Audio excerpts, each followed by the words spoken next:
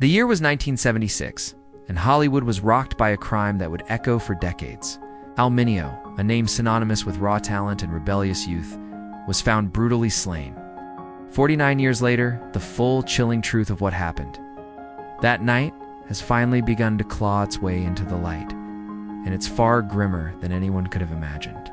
This isn't just a tale of a lost star. It's a serpentine journey through unspoken secrets, buried motives, and a system that seemed intent on keeping the real answers hidden.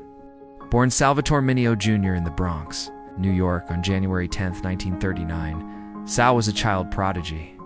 Even at the tender age of 10, he was already gracing Broadway stages, famously portraying the Crown Prince alongside Yul Brynner in The King and I. This early dive into professional theater not only sharpened his acting chops, but also introduced him to the relentless demands of the spotlight. His true breakthrough, however, arrived when he was just 16. Cast as the deeply troubled John Plato Crawford in the 1955 James Dean classic Rebel Without a Cause, Mineo delivered a performance that was nothing short of electrifying. He embodied the angst of a sensitive teenager grappling with profound loneliness, a portrayal that resonated so powerfully with audiences and critics alike that it earned him an Academy Award nomination for Best Supporting Actor, making him one of the youngest ever to achieve such a feat. His on-screen chemistry with Dean was unmistakable, many modern observers now interpreting his character as a groundbreaking portrayal of a closeted gay youth in the deeply repressive 1950s. It's a radical and unspoken statement for its time. The years that followed solidified Mineo's status as both a teen idol and a formidable actor.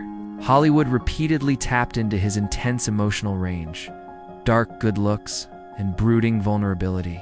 Films like Giant 1956, Crime in the Streets 1956, and The Gene Krupa Story 1959 swelled his impressive resume. In 1960, he snagged another Oscar nomination for his haunting performance in Exodus, where he played a Jewish Holocaust survivor. It was another role that showcased his extraordinary ability to inhabit emotionally complex, often tormented characters. But beneath the surface of his soaring fame, new challenges were rapidly forming. Even at the peak of his stardom, Sal Mineo found himself confronting significant obstacles. As he matured beyond the stereotypical teenage heartthrob roles, relentless typecasting, and more profoundly, the industry's palpable discomfort with his rumored homosexuality began to severely restrict the parts he was offered. By the late 1960s, Mineo was increasingly marginalized. Despite being openly gay in his private life, he was one of the rare male actors of his era brave enough to live authentically at a time when such a choice almost guaranteed professional ruin. His steadfast refusal to conform to Hollywood's rigid expectations of masculinity and heteronormativity undeniably cost him countless roles. Yet, instead of succumbing to the pressure and retreating from the public eye, Mineo chose a different path. He pivoted to the stage and embraced directing.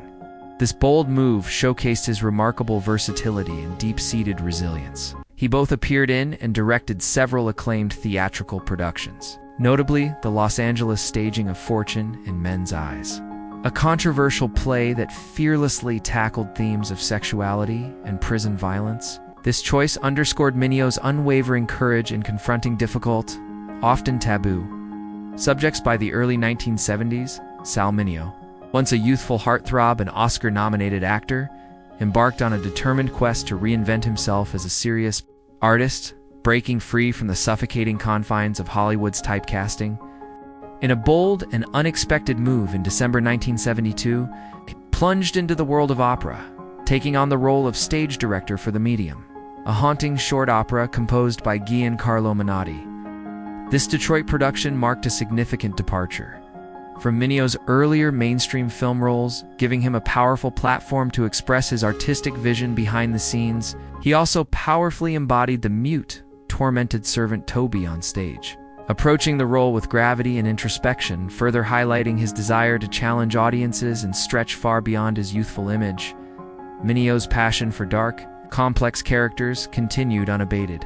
In 1975, he made a chilling return to television in NBC's hit mystery series Columbo. In the gripping episode, A Case of Immunity, Mineo masterfully played Rachman Habib, the cunning assistant to a ruthless consular official.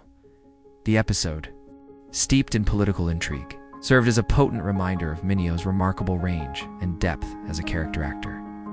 Light years removed from the vulnerable teenagers he once portrayed, that same year, he took on what would become one of his final television roles, a guest appearance on the popular crime drama SWAT. In an unsettling episode, Mineo embodied a charismatic yet dangerous cult leader whose delusional ideology and hypnotic control over his followers drew unmistakable parallels to the notorious Charles Manson. It was a daring role, tapping into America's lingering fear of manipulative figures hiding behind utopian facades, and once again showcased Mineo's unwavering willingness to tackle provocative material that many actors might shy away from. Amidst his professional struggles and triumphs, Sal Mineo's personal life was a tapestry of intense relationships, marked by both profound connection and heartbreaking complexity. In 1960, while filming Otto Preminger's epic drama Exodus, Mineo met English actress Jill Harth. Their on-screen chemistry as young lovers spilled into a deep personal bond off-screen. Despite their youth, Mineo was 21, Harth only 15. Their connection quickly blossomed into a complex, years-long romantic entanglement. Their relationship, though often turbulent, was characterized by an intense affection and mutual understanding.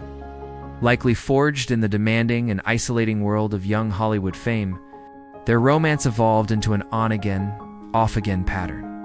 Periods of passionate involvement and emotional distance at one point. At the height of their relationship, Mineo and Harth even became engaged to be married. This engagement seemed to signal Mineo's desire to embrace conventional expectations, perhaps to quell public speculation about his private life and find some semblance of stability. However, this planned union never materialized. According to Michael Gregg Michaud's biography, Sal Mineo, a biography, Harth abruptly called off the engagement after discovering Mineo in a compromising sexual situation with another man. This revelation became a turning point, not only for their romance but for Harth's understanding of Mineo's complex sexuality. Yet, despite the emotional pain of the discovery and the end of their engagement, Harth demonstrated remarkable loyalty, remaining a close confidant and trusted friend to Mineo for the remainder of his life. Their enduring friendship stood as a testament to the profound depth of their bond, to mutual respect that survived the collapse of their romantic aspirations. Mineo, for his part, was fiercely protective of Harth, often acting with an almost brotherly intensity regarding her well-being and romantic choices. His protective instincts became particularly apparent during her brief relationship with television producer Aaron Spelling, who was over 2 decades her senior.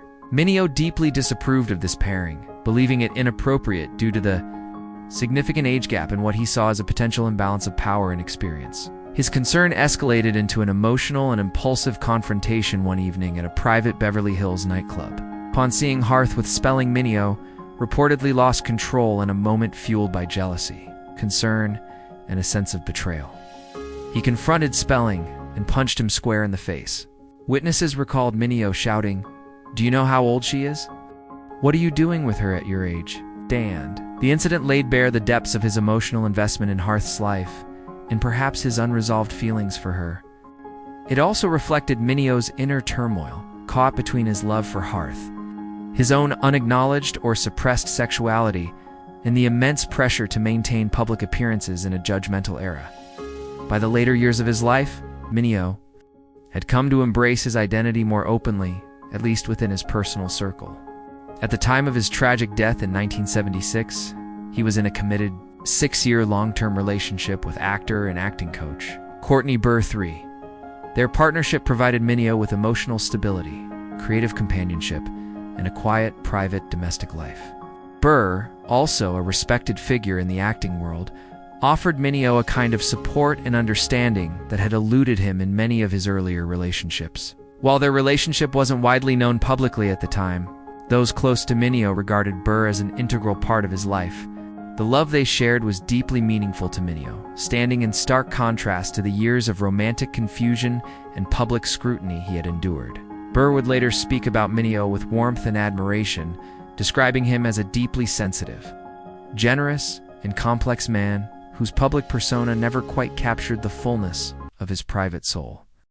For decades, the tragic murder of actor Sal Mineo remained one of the most haunting, Unsolved cases in Hollywood history, shrouded in mystery, speculation, and a tangle of theories that never quite added up. He's known for his sensitive groundbreaking roles in films like Rebel Without a Cause and Exodus. Mineo was more than just a teen idol. He was a deeply talented performer whose career had seen a significant resurgence in the years leading up to his untimely death.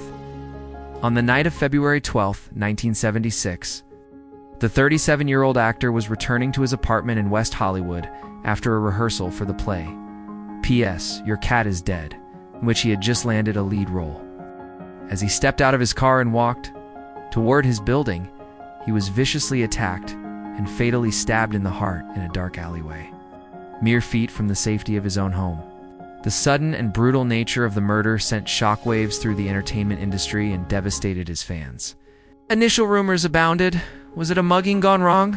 Was it connected to Mineo's sexuality, which he had kept mostly private, but was beginning to live more openly? Was it a hate crime, professional jealousy, or even something more sinister, involving powerful people in Hollywood who felt threatened by Mineo's outspoken personality and growing activism? In the early days of the investigation, law enforcement was overwhelmed with conflicting witness accounts, vague leads, and dead ends. The lack of forensic technology at the time also made solving the case all the more difficult. For years, the identity of the killer remained unknown. The police were left with nothing but conjecture, and a public growing more frustrated with each passing year. Then, in a stunning turn of events nearly 2 years after the murder, a breakthrough finally came. But it would take decades more for the public to truly reckon with the dark reality behind Mineo's death. In 1979, a young man named Lionel Ray Williams, a 21-year-old pizza delivery driver from Michigan, was arrested for an unrelated robbery in Los Angeles. During questioning, authorities discovered that Williams had also been boasting to others about being involved in the stabbing of a famous actor. Under mounting pressure and with growing evidence, including a witness who saw someone matching his description fleeing the scene, Williams was charged and ultimately convicted of Mineo's murder. He was sentenced to 57 years in prison. However, even with the conviction, many who had followed the case felt that questions still lingered. Williams had no known connection to Mineo, and many believed his motive robbery did not align with the fact that Mineo's wallet and valuables were left untouched. Why would a petty criminal attack a stranger with such lethal precision and not even steal anything? Did Williams act alone, or was he a pawn in something larger? Perhaps an orchestrated crime that the justice system either ignored or covered up. Mineo's friends and some crime experts suggested that deeper motives may have been at play, and a veil of suspicion continued to hang over the official story for decades. Then, 50 years after Sal Mineo's death, new documents emerged: police files, court transcripts, and testimonies, long buried under bureaucratic neglect and red tape. These materials reignited public interest in the case and revealed that crucial evidence had been overlooked or outright ignored. Among the most disturbing revelations was the suggestion that Williams may have been hired to carry out the attack or manipulated into doing so as a scapegoat. Internal memos from the original investigation hinted at interference from individuals with ties to organized crime, and even Hollywood insiders who allegedly wanted Mineo silenced for reasons ranging from financial disputes to fears that he might expose certain figures for their closeted, sexed, homosexuality, or other scandals. Even worse, some reports suggested that police had received tips early on that pointed toward this deeper conspiracy, but failed to follow up either due to incompetence, prejudice against Mineo's sexuality, or pressure from higher-ups not to stir the pot. The Los Angeles Police Department, already under scrutiny in the 1970s for corruption, racial bias, and poor handling of celebrity cases, quietly closed the file once Williams was convicted. Despite the fact that many inconsistencies remained unresolved, to the modern observer, the final twist in the Sal Mineo case isn't just that justice took so long. It's that, even now, justice might not have been fully served. While Lionel Ray Williams remains in prison, possibly the only person ever to pay for the crime, the full scope of what happened to Sal Mineo may never be completely known. What we do know, half a century later, is that this was more than a random killing.